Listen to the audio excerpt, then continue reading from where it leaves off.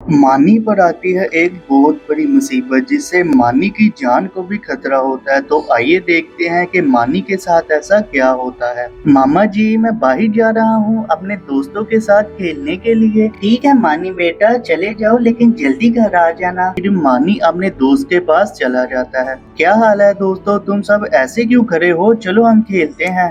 मानी, हम खेल ही रहे थे लेकिन खेलते वक्त हमारा फुटबॉल उस दरख्त के पास चला गया है और मैंने सुना है उस दरख्त में जिन रहते हैं। यह तुम कैसी बातों पर यकीन रखते हो? जिन विन नहीं होते, तुम ऐसे ही डर रहे हो। अगर ऐसी बात है तो जाओ तुम लेकर आओ फिर बॉल को। ठीक है, चला जाता हूँ मैं, और देखना मैं अभी बॉल लेकर आता हूँ। जैसे ही मानी उस दरख्त के पास जाता है, मानी में जिन आ जाते हैं।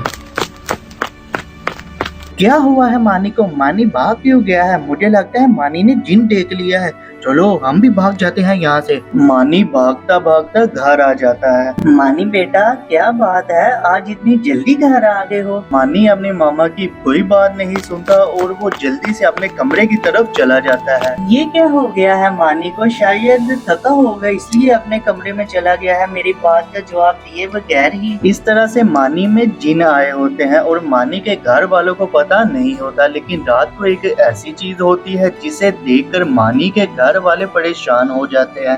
तो आइए देखते हैं कि ऐसा क्या होता है। रात को मानी उठकर चलने लग जाता है और मानी का दादा उसे देख लेता है। ये मानी रात को कहाँ जा रहा है?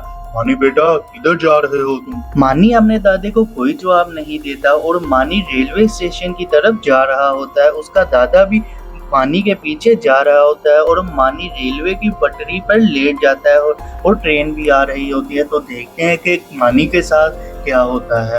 ये मानी को क्या हो गया है? ये पटरी पर क्यों लेट गया है? और मैं भी जाकर मानी को पीछे करता हूँ। मानी का दादा मानी के पास जाता है और इसे रेलवे की पटरी से पीछे कर देता है और फिर वो घर ले आता है। तुमने क्या सोचा? इसे बचा लिया है? इतनी आसानी से मैं इसकी जान नहीं छोड़ूंगी।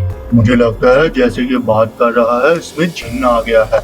हम पापे को सुबह लेकर आऊंगा। हाँ अबू जी, आप ठीक कह रहे हैं, वही मानी को ठीक कर सकता है। अब फिर सुबह होते साथ ही मानी का दादा जाकर उस भाभी को बुला कर ले आता है। तो देखते हैं कि क्या वो मानी को ठीक कर सकता है या नहीं। बेटा, यही है वो जिसने कल से अजीब हरकतें करनी शुरू कर दी है।